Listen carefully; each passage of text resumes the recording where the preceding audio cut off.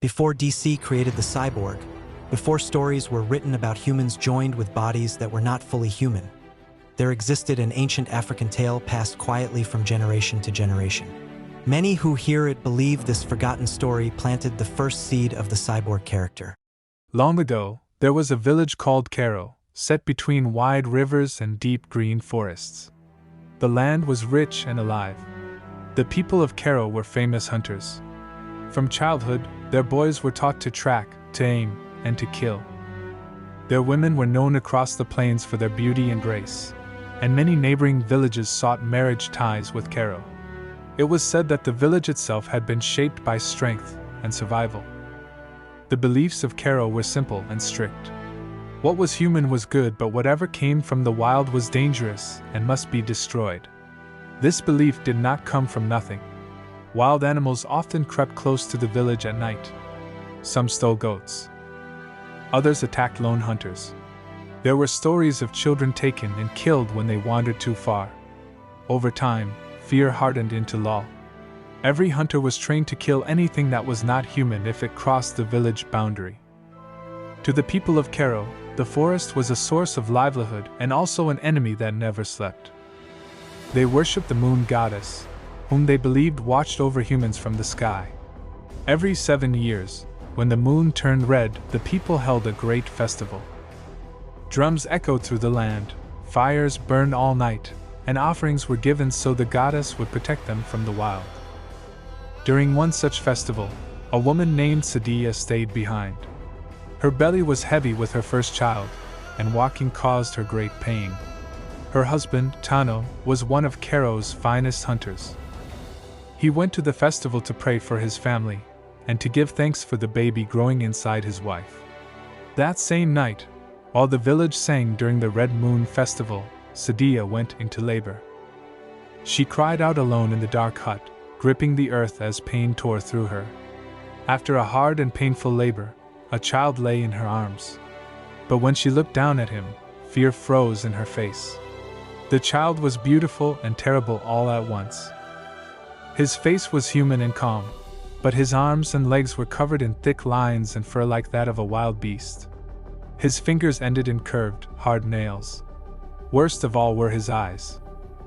They shone bright yellow, sharp and alive, like the eyes of a wild beast in the dark. Fear rushed through Sadia. She stepped back, shaking. Every story she had ever heard of monsters screamed in her head. This child was wild. This child was danger. She thought of leaving him to the cold earth to die. But the baby reached out with his small hands and smiled at her, warmly. Something broke inside her fear. Maybe it was motherhood, maybe it was a mysterious pull towards the child. She stepped forward, gathered him into her arms, and wept. In that moment, she chose love over belief. When Tano returned and saw the child, he did not shout or cry. He stared at nothing, his face empty. Sadia knew then that her husband carried a secret he was not letting her know. After much silence, Tano spoke. He told her of a hunt many years ago. He chased his prey deep into the forest, far beyond where hunters were warned to go. He felt a strong urge to go back, but his instinct as a hunter kept telling him to go on. He soon entered a part that did not feel like the world of men. There, he saw great leopard spirits, creatures that he had only ever heard of in stories. In fear and pride, he raised his spear and struck one down. The forest shook and leaves started falling faster than ever. The leopard spirits did not touch him, but a voice spoke and laid a curse on him. "You will pay," the voice said. "Not with your life, but with your blood." Tano ran faster than he had ever before, and when nothing happened in a few years, thought he had escaped. Now he knew the truth, now he understood what the leopard's curse was. Sadia named the child Tao, meaning a lion's strength. They told the whole village that the baby had died. A small grave was dug, and people came to sympathize with them. But beneath their hut, they built a hidden earth room that they called the root place, where Tao was kept safe. Tao grew fast. His mind learned quickly and his body changed slowly. His face became more human, but his legs and arms grew stronger, more striped and more wild. His parents told him the world above the root place was dangerous, full of people who feared what they did not understand. They said he must stay hidden to live. At night, he listened to footsteps and voices. Curiosity burned in him like fire. 12 years passed. A wild beast began attacking Kolo again, killing goats and people like before. Fear caused the village doors to close early every night. One evening, Tao heard a scream near the root place. Curious to see what was happening, his yellow eyes glowed even brighter and something inside him moved. He crept out of his hiding place and ran towards the crying voice. He found a child being attacked by a large hyena. Seized by urgency and an urge to save, his eyes glowed even brighter in the dark and his body began to transform into a leopard. His bones stretched, his skin flowed into fur. He leapt and fought till he defeated the wild beast. The hyena fled. Tao took the child in his arms and brought it to a part where he heard human voices. The child touched Tao's face and stroked it fondly, smiled and started running home. Tao returned to the root place unseen, but his hunger for the world grew. He started thinking that maybe his parents lied to him, that the world above his hiding place was not so dangerous. He wanted to discover more for himself, so he began to walk the nights. Sometimes he listened to human voices laughing and singing. Other times he ran deep into the forest where he felt a sense of belonging and familiarity. He enjoyed rolling on wet grass and playing with muds. It was from his many wanderings that he learned he could change into a leopard at will. One night, he found a group of leopards in the forest. His heart raced. This was the first time he saw creatures that looked like him. He stepped forward, hopeful. The leopards froze. Their ears flattened. Some growled, others turned and fled. Tao stepped closer, confused, but they ran faster. He realized then that even though he had the same features as the leopards he saw, there was something different about them. That was when he realized he didn't belong to both the human and the animal world. He returned to his human form and sat beneath a tree, crying. That was when he met a girl. Her name was Sira. She was beautiful and kind. "Why are you crying?" she asked.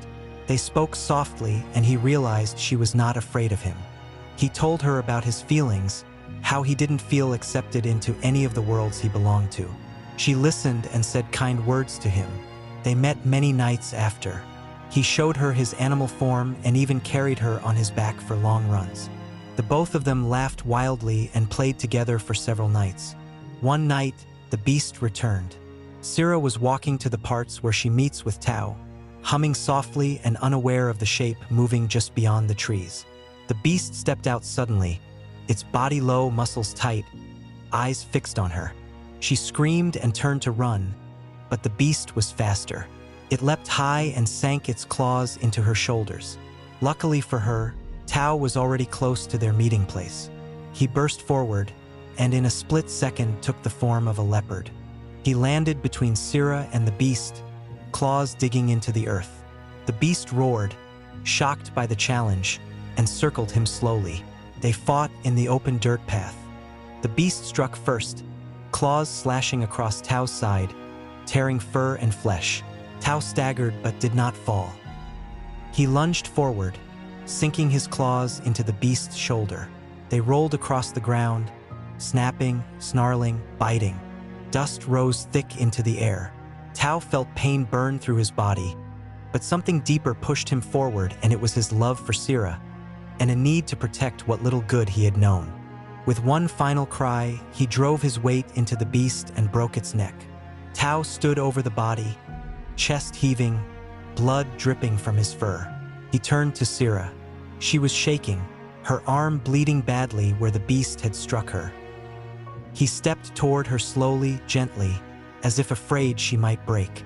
That was when the shouting began. Someone had heard the noise from the bush part and had alerted the villagers of the attack. Torches flared to life. Voices rose in fear and anger.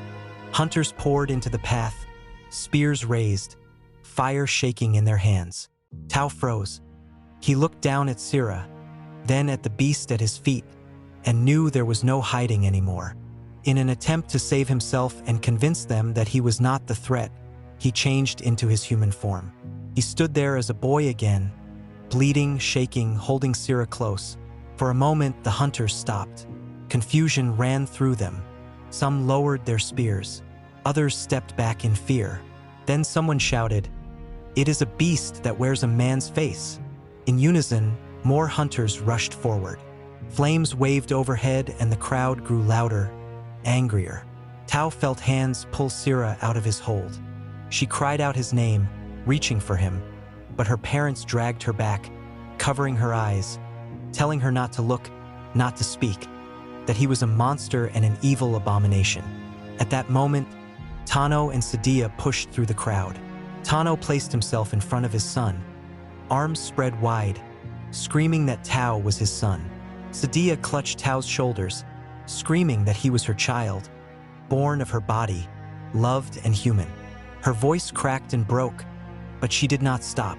The hunters did not stop, for they were trained to kill anything that was not human. They tried to push the couple away from Tao, but they wouldn't let go of him. Desperately, the hunters moved forward with spears and others shot arrows at them. It struck Tano in the chest. He fell without a sound, eyes wide, blood dark against the dirt. Sadia screamed and knelt beside him. Before she could rise, another blow came. She turned just enough to shield Tao, and the spear took her in the back. She fell forward into her son's arms. Her breath came in short gasps. She touched Tao's face, her blood warm on his skin. With the last strength she had, she whispered, "Run!" Tao screamed as the world broke around him.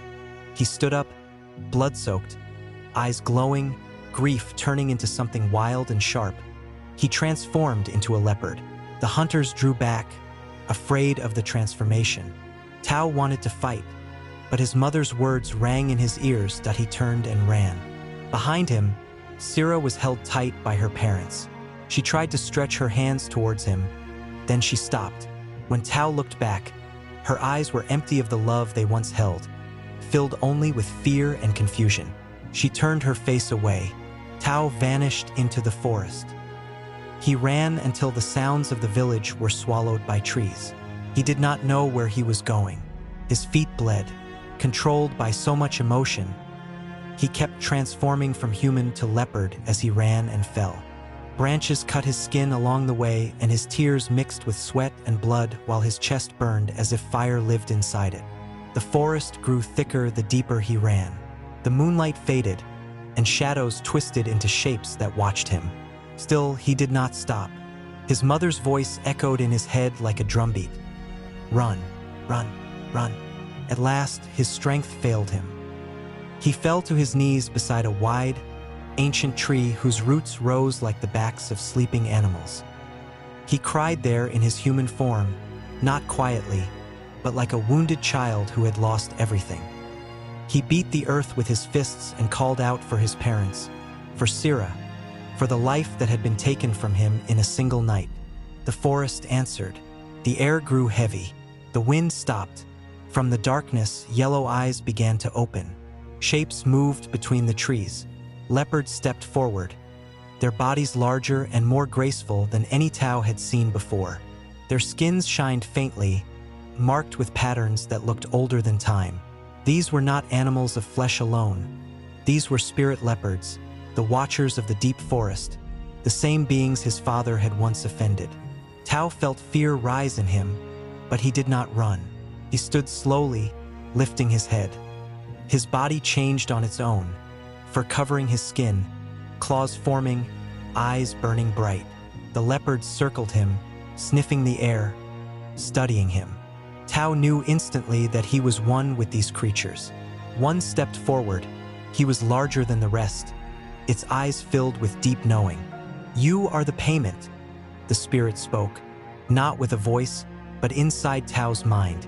"Your father broke the old law. He crossed where humans must not cross. He took a life that belonged to the forest. The debt was carried in his blood. You are the repayment for that debt." Tao trembled. "I did not choose this," he thought back. "No," the spirit replied, carrying the conversation in his mind. "But you carry both worlds, flesh and wild. You are what comes when the line is broken." The leopards did not attack him. Instead, they bowed their heads, One by one, they stepped closer and touched their noses to his forehead. Warmth spread through him. For the first time in his life, he did not feel wrong. He did not feel split. He felt whole. "This is where you belong," the spirits told him. Not as a beast, not as a man, but as a bridge, a link between the spirit realm and the human world. Tao stayed with the spirit leopards for many nights. They showed him how to live in the forest and how to survive without being seen. He learned how to read signs left behind, like broken branches, disturbed soil, and the way birds reacted to danger. He learned when to remain human and think carefully, and when to become the leopard and act on instinct. The spirits taught him control and patience. They made it clear that strength was not meant for anger or revenge. It was meant for watching over others, protecting the land, and remembering past mistakes so they would not be repeated. But the story did not end there. Back in the village, fear poisoned the people of Kolo. They spoke of monsters, of curses, of punishment. And punishment came. On the 7th full moon after Tao fled, a child was born in the village with faint dark spots on their legs. The elders hid it, not knowing if they should kill it or not. 7 years later, another child was born with yellow eyes that glowed in shadow. Then another and another. Every 7 years, from a different family, a child was born marked by the leopard. Some say it was Sadia's final breath that placed the curse, her love turning into protection too strong to fade. Others say Tao himself, heartbroken and angry, asked the spirits to make the village remember what it had destroyed. But the spirits say the truth is older than blame. When humans refuse to accept what is different, the forest teaches them again. Those children were taken into the forest by the hunters at night, where they were abandoned to their beastly sides. They were guided by dreams, by whispers, by glowing eyes in the dark. They found Tao, who was older now, calm and waiting.